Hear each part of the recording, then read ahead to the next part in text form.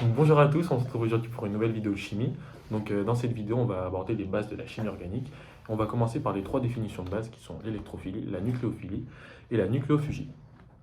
Donc, pour commencer, on va faire un petit rappel sur la polarité. La polarité, c'est une notion assez simple qui parle de la répartition des électrons dans une liaison et dans une molécule. Donc, par exemple, ici, on va avoir une liaison carbone-carbone. Les deux atomes de carbone ont du coup la même électronégativité. Les électrons vont donc être répartis symétriquement. De l'autre côté, on voit qu'on a une liaison oxygène-hydrogène.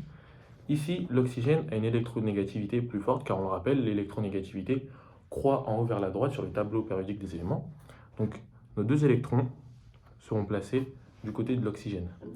Cette notion de polarité est très importante, car elle intervient dans la notion d'acide-base de Bronsted. Donc ici, on a un acide, et l'acide, on sait que c'est la molécule qui va donner un proton.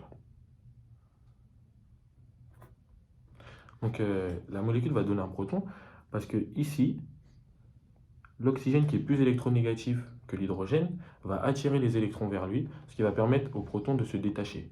De l'autre côté, on aura la base qui elle va capter les H+, pour se stabiliser. Donc le produit sera un H2O et une molécule qui a un effet mésomère. On le voit ici avec P sigma pi, et voilà. Donc maintenant, passons à l'électrophile. Donc l'électrophile, on sait que c'est une molécule ou un atome qui est déficiente en électrons. Donc il aura soit une charge positive, soit une charge delta+, soit une lacune, c'est-à-dire une orbitale vide, une orbitale vacante. Voilà, comme on peut le voir ici, on a une molécule qui n'a pas de charge positive, mais qui a bien une lacune, c'est donc un électrophile. Ici, on va avoir un H+, avec une lacune électronique, c'est un électrophile.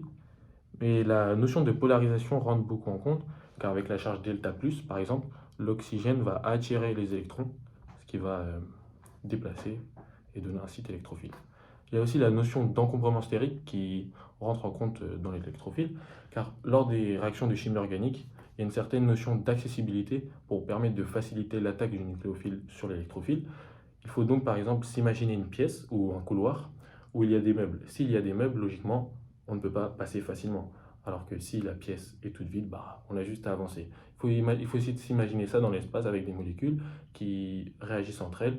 Logiquement, s'il y a un encombrement assez élevé, la réaction sera plus dure à réaliser. Donc l'électrophile, pour faire court, c'est l'espèce qui est pauvre en électrons, qui a besoin d'électrons. Dans une réaction de chimie organique, elle va capter les électrons.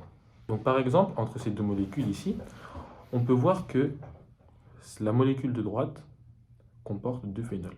Les phénols qui sont assez encombrants. Alors qu'à gauche, nous avons juste deux carbones. Ici, la molécule de gauche sera un meilleur électrophile car elle n'est pas encombrée stériquement. L'attaque du nucléophile sur l'électrophile sera donc facilitée. Maintenant, on passe au nucléophile. Donc le nucléophile, au contraire de l'électrophile, est quelque chose qui a une densité électronique importante. Il est riche en électrons. Lors d'une réaction de chimie organique, c'est lui qui va donner ces électrons. On va dire qu'il attaque l'électrophile. Donc, les nucléophiles sont caractérisés par des charges négatives, des doublés non liants disponibles ou des charges delta-. Donc, par exemple, ici, nous avons les halogènes, qui sont des nucléophiles fréquents, des carbanions, qui ont une charge négative à un doublé non liant.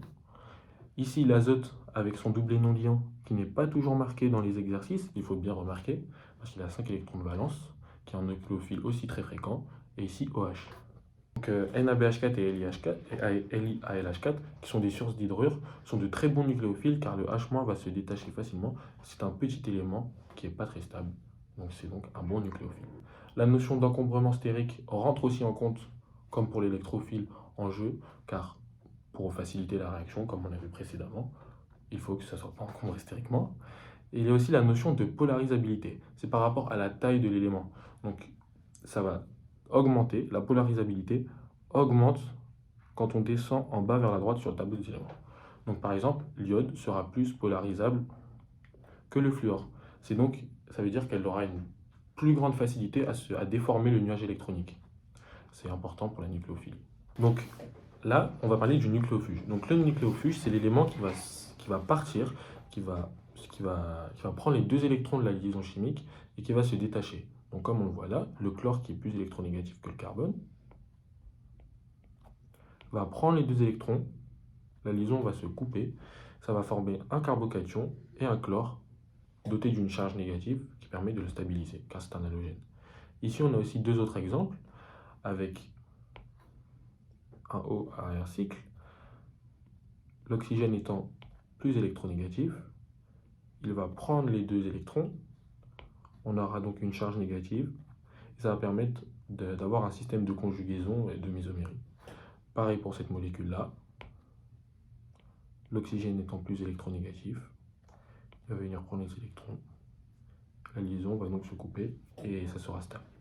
Il y a aussi la notion de polarisabilité qui rentre en compte dans la nucléophugie. Plus un atome est polarisable, plus sera un bon nucléophuge.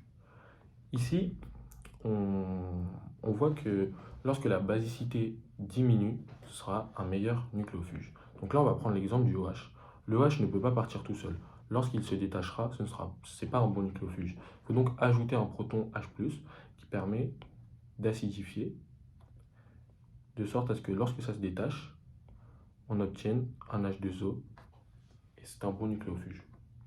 Une fois qu'ils sont détachés de notre molécule, les nucléophuges, malgré leur charge, qui est parfois négative, sont toujours stables. On remarque ici le chlore qui est stable, H2O qui est stable, ça qui est stable par mésomérie, ça aussi. Donc en conclusion, une petite indication pour vous aider lors de vos exercices. Donc on va utiliser un code couleur assez précis. Donc l'électrophile, on va le mettre en bleu clair, le nucléophile en rouge et le nucléophuge en violet. Donc ici un petit exemple. Donc on va avoir notre nucléophile qui va être l'azote, parce qu'il est très chargé, il a un doublé non liant. On peut le dessiner comme ça. Comme on l'a dit précédemment, il n'est pas forcément représenté. On va voir l'électrophile ici, qui va être le carbone, car il possède une charge delta+, car le chlore va tirer les électrons. Et du coup, le chlore va être le groupement partant, le nucléophuge, il va se détacher du carbone. On va donc avoir ici une substitution. Pas de panique pour la chimie organique, avec un code couleur, tout marche. Il suffit de prendre son temps, de bien se mettre devant sa feuille, et ça facilite assez les choses.